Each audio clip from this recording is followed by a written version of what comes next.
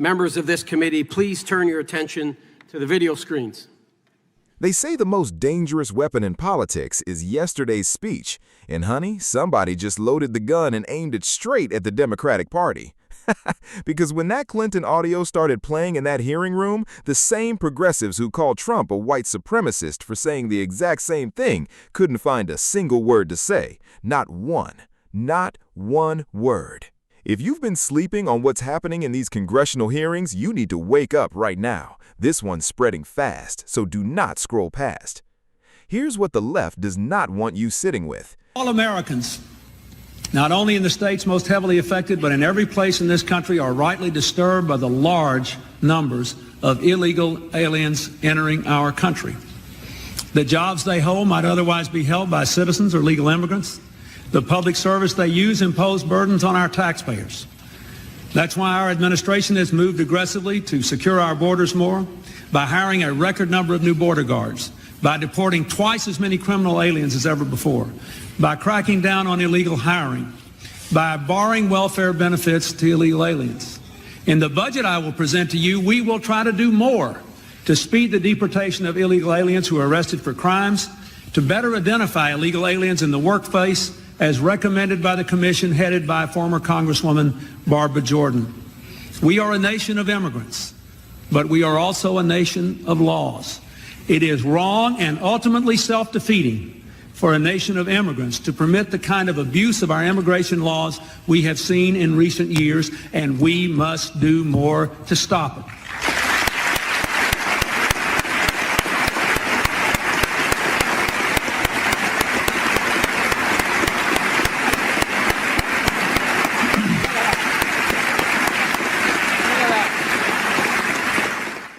You believe in open borders and complete chaos. Did you notice the bipartisan support in the chamber? As the video was played, everybody was clapping in that chamber.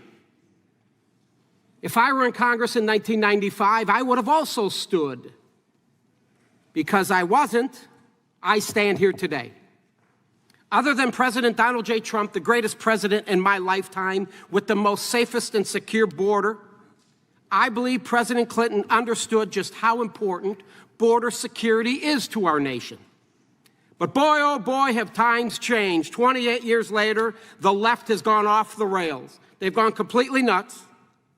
They've done just the opposite of what the leader of the Democrat Party, President Clinton, stood for on border security in 1995. This committee's ranking member, he was in Congress in 1995. I assume he stood. It seemed like the majority, if not all of the entire chamber, they stood. Matter of fact, Mr. Clinton delivered his speech in the third year of his first term. And he was reelected in 1996. He beat Bob Dole, won by over 8 million votes, won the Electoral College 379 to 159. He had the support of the American people, and I'm going to assume the ranking member also voted for Bill Clinton in 1996. We have two other members, Ms. Jackson and Ms. Lofgren. They were both freshmen at the time. I will assume they stood during that powerful speech as well. And do you know why they supported and voted? They voted for legislation in 1996 strengthening our immigration laws. I applaud them for that. So what's changed, folks? What's changed with the Democrat Party? I'll tell you what's changed. If you wouldn't have heard President Clinton's voice or seen his face, you would have thought Donald Trump delivered that speech. I don't believe that President Clinton was called a racist, a white supremacist who hated immigrants, as the left and the dishonest media has painted Donald J. Trump to be. I have a report from the Heritage Foundation titled "Tracking Movement of Illegal Aliens from NGOs to Interior of the USA."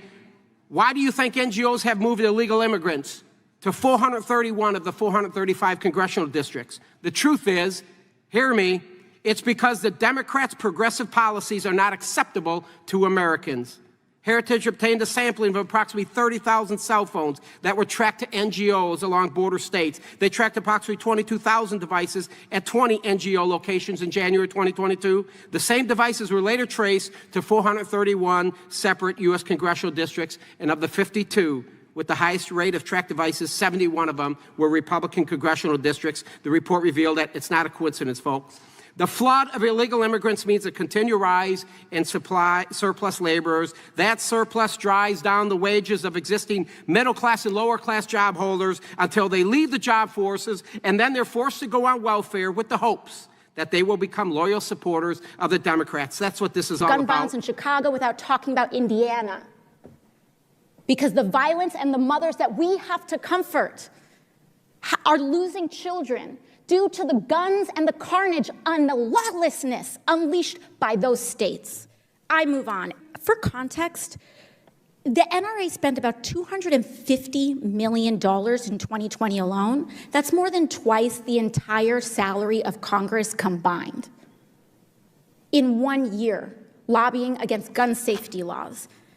There's also this discussion about anything but a gun, but that these are about violent people.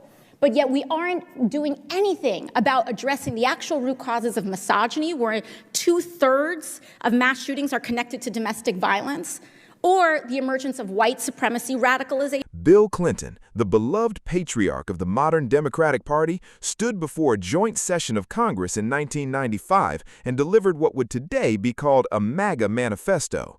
Record border enforcement, deportations, cracking down on illegal hiring, restricting welfare for people here illegally, and the entire chamber, Democrats, Republicans, the whole room stood up and clapped. Nobody called him a racist. Nobody called him a white supremacist. Nobody ran for the exit. They gave him a standing ovation and then handed him a second term by 8 million votes. So my question, and I want someone on the left to answer this for me, is this: what exactly is the policy objection? Because the policy hasn't changed. Trump's border enforcement talking points are Clinton's border enforcement talking points. The difference isn't the idea. The difference is who's delivering it. And that tells you everything you need to know about what this anti-racism framing is actually doing. It's not protecting immigrants. It's protecting a political coalition that depends on the narrative of Trump as uniquely evil. The moment that narrative cracks, and that video cracked it wide open, the whole argument falls apart. Now let's talk about that Heritage Foundation report, because this is where it gets uncomfortable for the open borders crowd. 30,000 cell phones, tracked from NGO locations at the southern border to 431 out of 435 congressional districts. Let me say that again slowly. Not red districts, not swing states, 431 congressional districts, and of the 52 with the highest concentration of tracked devices, 71% were Republican districts. So this wasn't charity, this was logistics. This was a coordinated, deliberate strategy, and somebody planned it, somebody funded it, and somebody benefited politically from it. Here's what the mainstream media won't connect for you. When you flood the labor market with surplus workers, wages fall. When wages fall, American workers, particularly working-class Black and Latino Americans, get squeezed out of jobs they've held for decades. When they get squeezed out of jobs, they need public assistance. And when they need public assistance, they become reliably dependent on the party that promises to protect those programs. This isn't a conspiracy theory. This is basic labor economics wrapped in a political strategy. And Bill Clinton understood the damage it causes, which is why he said it from a podium in 1995 to a room full of bipartisan applause. The old proverb says, power doesn't change principles, it reveals who abandoned them. And that hearing room became a mirror nobody on the left wanted to look into. Because the video doesn't argue, the video doesn't spin, the video just plays. And when it played, the entire progressive framework, that enforcing immigration law is inherently racist, that wanting secure borders is white nationalism, dissolved in real time. What changed between 1995 and today isn't the policy. What changed is that enforcing the border stopped being useful to one party's electoral math. That's it. That's the whole story. And a congressman just told it in 3 minutes of footage they couldn't mute, couldn't fact-check, and couldn't walk out of without the camera catching them leave. If this is the kind of truth-telling that never makes the 6 o'clock news, then you already know why this channel exists. New videos drop constantly. Stay locked in because we are just getting started.